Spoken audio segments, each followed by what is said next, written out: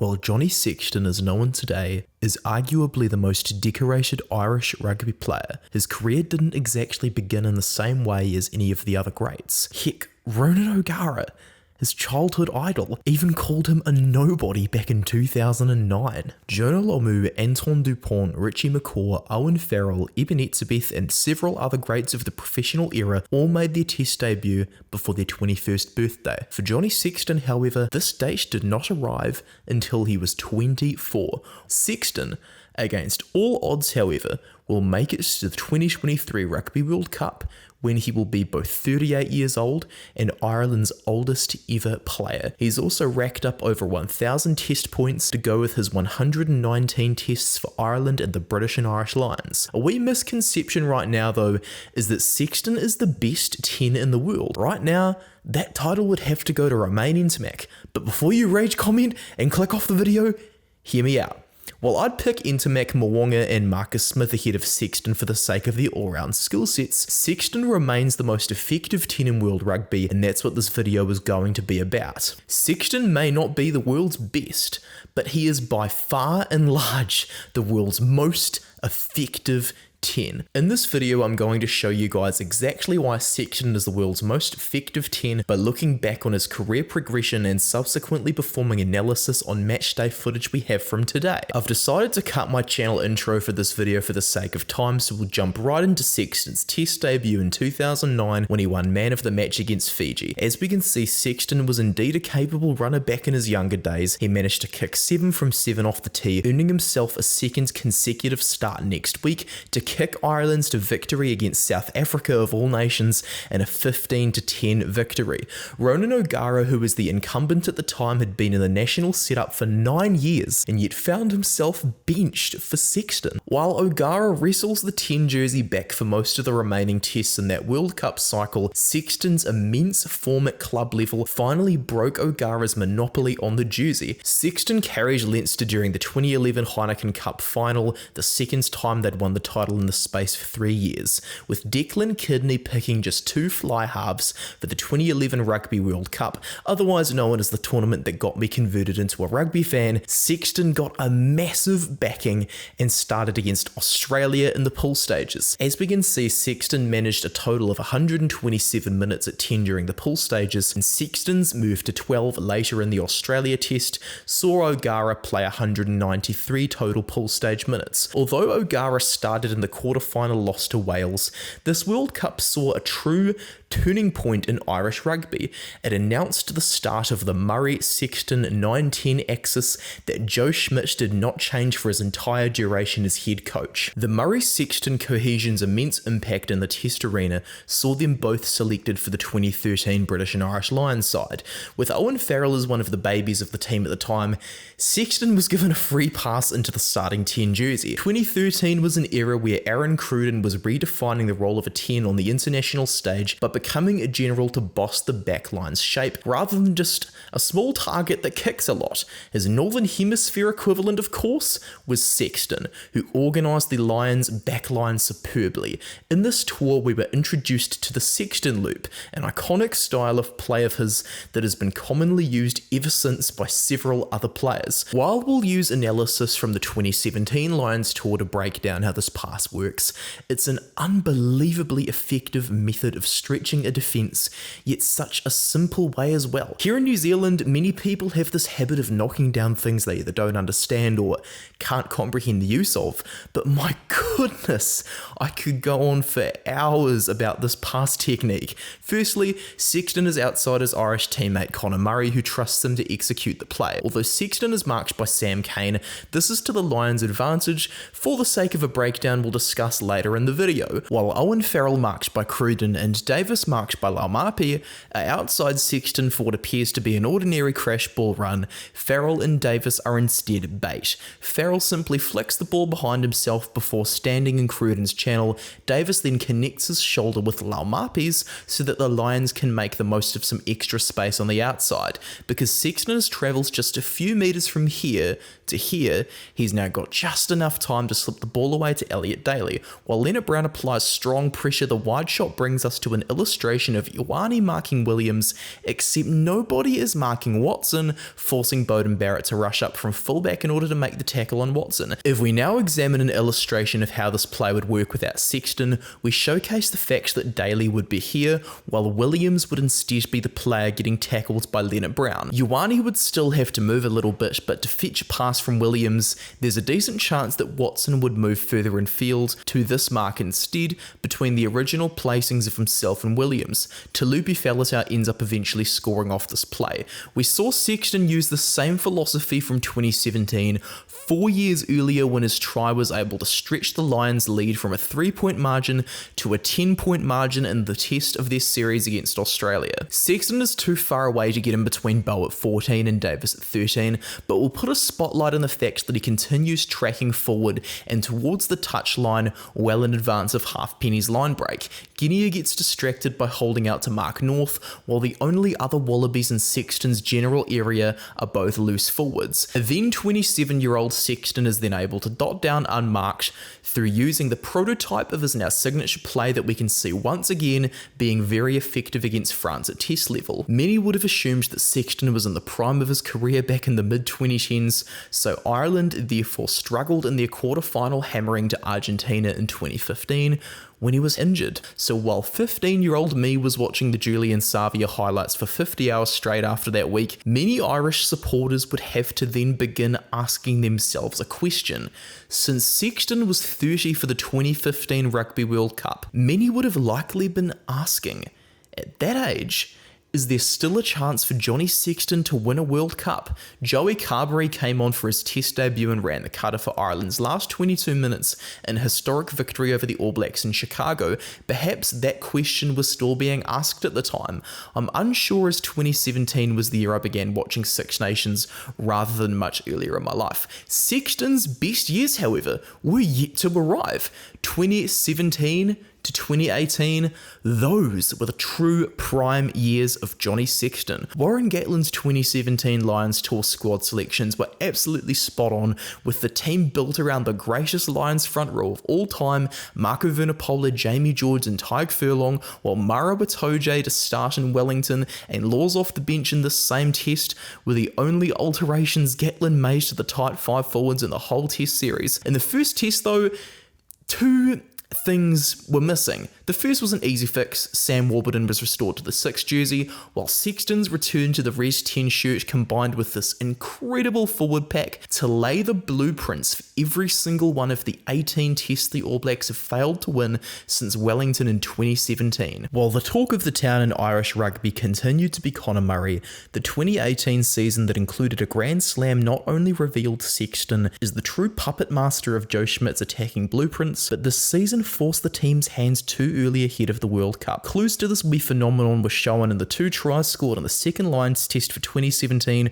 We're going back to the Faletau try, so we can now examine the outcome of Sexton's loop pass that we discussed earlier in the video. You all know that Faletau scored after Watson beat Ioane on the outside, but we need to examine the breakdown to see exactly how deep the mismatch Sexton created was. Prior to making his pass to Owen Farrell, Sexton stood in Sam Cane's channel directly opposite him so that Cane was still over here once Daly received the ball. Once Watson receives it, Cane is now here. Sexton was by no means planning to control the exact outcome of the breakdown around Watson, but with Reid over here due to being a line-out jumper and Kano serving the red card for Sonny Bill Williams, the Lions are given complete control of the ball as soon as Watson hits the deck. Cane is yet to enter the ruck once Watson lands, while Murray removes Dag from the ruck. As O'Brien is latched on by the time Cane is onside, the All Blacks' only option is a counter ruck. This of course gives Sexton time to organise the next phase.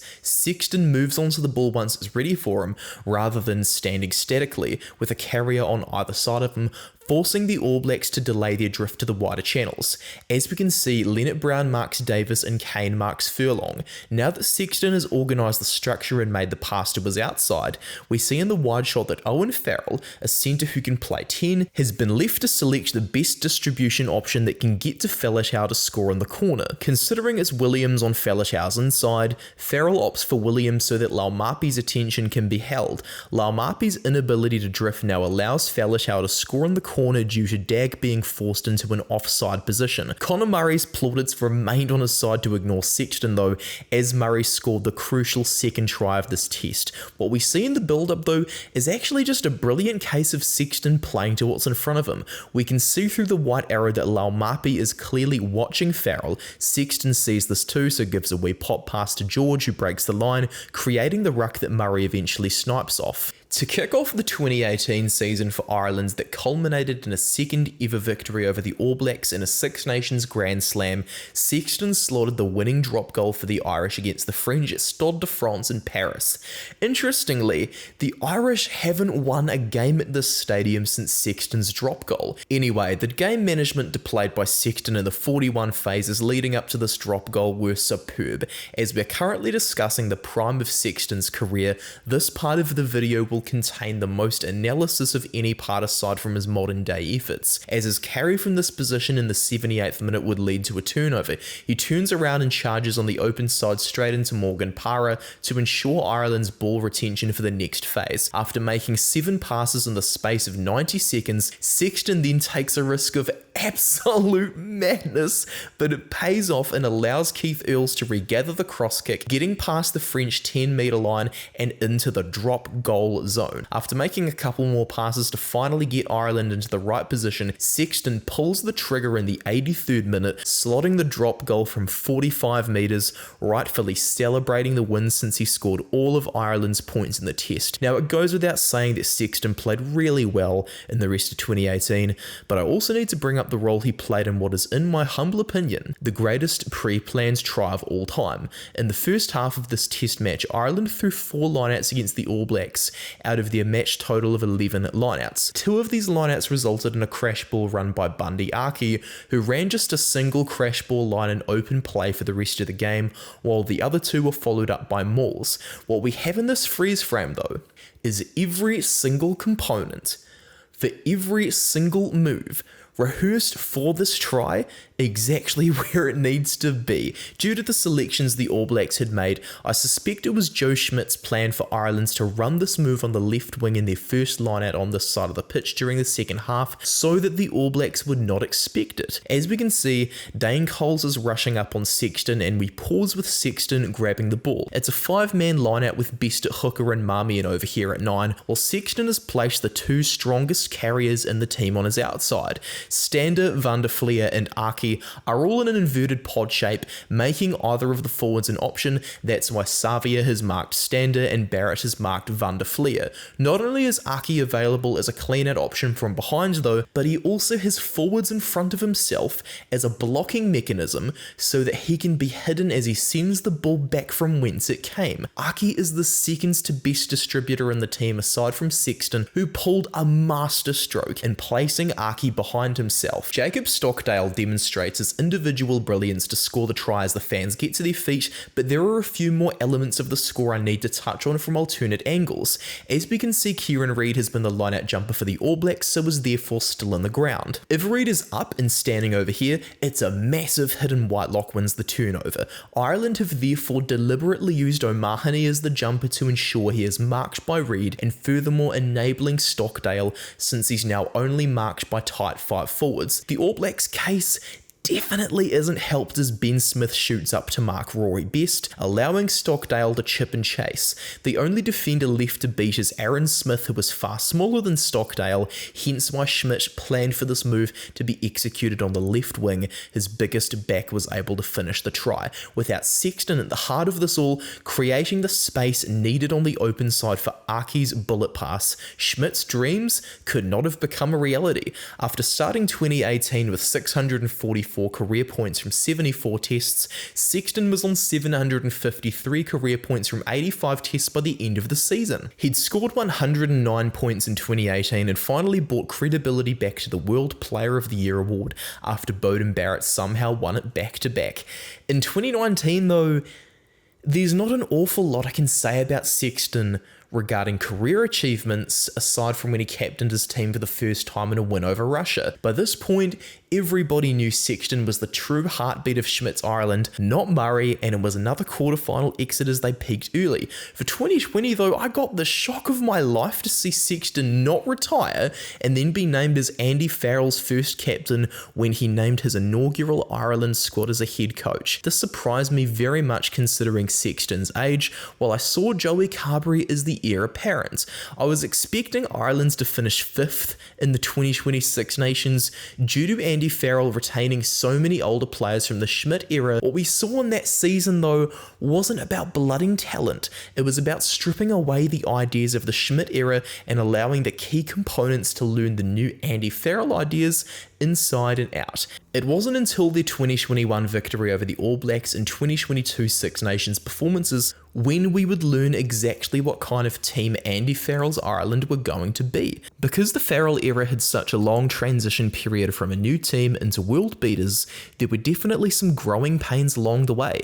It even reached the point where another rugby creator said this quote here on his YouTube channel during a 3-minute piece on why it was time for Sexton to retire after a game against Wales in 2021. Despite some growing pains, Sexton had captained Ireland to a 71% win ratio under Andy Farrell, and my expectations of a 3-point win for the All Blacks turned into an Irish victory at the end of 2021. This game will be looked back on by many as Caelan Doris's coming of age, as well as the game where Joey Carberry came off the bench to kick the winning penalty goals. For the first 64 minutes though, Sexton was at the heart of it all, especially off the tee. We've spent the majority of this video covering the progression of Sexton's career with the surface level talking points and a few analysis pieces on my opinion of his career best plays, but this here is the part of the video where I show you guys why all that experience has made him the player he is today. Just doing simple things against the All Blacks, such as recovering this line-out throw by Kelleher, allowed his team to remain calm and eventually exit their own half under advantage. Sexton was just as influential in a crucial Six Nations win against England during 2022, despite not really producing many highlight reel moments. As said earlier in the video, I consider Mwanga, Intermac and Smith to be better than Sexton due to their all-round skill. Sexton's brilliant game management here though proves an all-round skill set isn't all you necessarily need to succeed at test level. His first touch in the test is with 34 seconds on the clock. It's a nice pop pass to Tyke Furlong. Furlong goes wide to Aki, while we see that Sexton has adapted his trademark loop to travel towards the outside of the field while a ruck is formed around Aki. We freeze frame now to see that if Ireland had an extra back over on the open side, rather than both Lowe and Keenan on the blind side, this would be a guaranteed line break due to Sam Simmons not drifting wide enough on defence for England. While this play by Sexton is read by Harry Randall, Sexton isn't discouraged by a play failing and has the mental toughness of an inspirational leader to make a key tackle just 15 or so seconds later before putting their first 3 points on the board after Yules getting a red card for England. Sexton shows a real gem of playing to what's in front of him later, expertly delaying this pass to Aki to send him through a gap rather than passing here. If Sexton is to pass on 29-49 rather than during the tackle, Marchant will get the chance to tackle Aki. Sexton instead hesitates and pulls the trigger, forcing Marchant into a side-on position and Aki over the gain line. It's a real shame there was a penalty in the lead-up, because what a play this could have been. Sexton later slots the penalty to get them back ahead when the scores are tied, before eventually organising this shape here that eventually leads to Jack Conan's scoring. Ireland use a 4-man pod with Keenan behind 3 forwards, allowing him to then assure Andrew Conway receiving possession. From there the game is Ireland's, with a try to Bielam as the icing on the cake. It now goes without saying that Sexton was equally influential in their series win over the All Blacks in 2022. I'm glad I got to take a good photo of him at one of the tests, and man did he make a difference in the second and third of those. While I've previously made a video on that series as well as an extensive video catalogue on their 2023 Six Nations, we need to examine a few more particular plays to conclude this video. Sexton is so effective and calm that he can take on a high pressure moment such as this one and in a tight space and still deliver. Sexton's been lined up by Faletau in the second minute while Wales have covered the open side with numbers in the same way a YouTuber would do to their channel with ads. The chances are that Sexton's going to get smashed backwards, but he's willing to ride the hit and he spots the tiniest inch of a gap for James Ryan, calls for the play, and it comes off with Ryan making the final few metres of ground that Caelan Doris needs to open the scoring of the test and also the tournament. The Irish victory over France was also a good event for my channel. We once again see how Sexton has adapted his signature loop over time to produce variations as he evolves with the game. At the beginning of this period of Irish possession, Sexton is chilling in the back of the field with Hugo Keenan and having a yarn to him about winning a grand slam before Keenan fetches the French clearing kick to subsequently take the ball into contact. While the main focus of the French is this two-man pod of Ryan and Van der Fleer, our main focus moves to Sexton, who is hiding behind them to control the direction of McCloskey and Hansen. We can clearly see Sexton talking to players on the blind side, while Moefana isn't even paying attention to Sexton. Now that we skip forward a few frames, Murray either has a pod of Porter and O'Mahony to select from, or an awkward Dryden Voss sword-shaped pattern from the backs, while Lowe is out of frame on the outside of them in the same way that Chewbacca was out of frame when Voss died. While Sexton's body language suggests an inevitable loop before his past Ringrose, we can also see Hansen and McCloskey both drifting wider now that Ringrose has the ball. McCloskey then distributes to Sexton, who has completed his wraparound. Aldred is no longer able to mark Sexton, forcing Moefana to mark him instead, with Peno still focused on Hansen. Peno ends up reading the play, but Lowe still subsequently has the room to make this wee kick that forces Tomar Ramos to backtrack and put a foot in touch. Notable plays I analysed across the Six Nations created by Sexton also include this James Lowe try, this incredibly worked Jack Conan try created by Bax, cleaning a ruck in order to later be in position to set up Conan's try, the shape of the backs that bait England for Dan Sheehan's try, and of course a glorious sprint on the outside against England, reminiscent of his first touch in Test rugby against Fiji. So now that we've had a deep dive into the progression of Johnny Sexton's international career, I can conclude that while the outcome of the 2023 Rugby World Cup is yet to reveal itself, Sexton has already determined the way he will be remembered after retirement.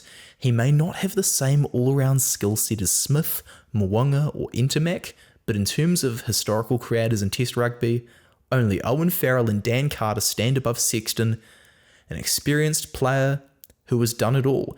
It's all that same experience that has made him the most effective decision-making 10 in the modern era, as we've seen from the numerous examples of his game management we've seen in this video. While many people were calling for his retirement after he fails to make the 2021 British and Irish Lions side, this rejection was the best thing to happen for his long-term future. Sexton, by staying on to become Ireland's oldest ever player, has established a legacy as the bloke who will be remembered for nurturing Ireland's golden generation in their promotion to Test rugby, as well as the on-field voice of Ireland's greatest ever coach, Andy Farrell. Dan Carter's 2 Webb Ellis Cups and all-time point-scoring record may indeed be a bridge too far for Sexton, but he'll finish his career as a player who absolutely demolished Ronan O'Gara's nobody statement, and of course, should Ireland be crowned World Cup champions, Sexton, the most effective 10 in world rugby today, will overtake Brian O'Driscoll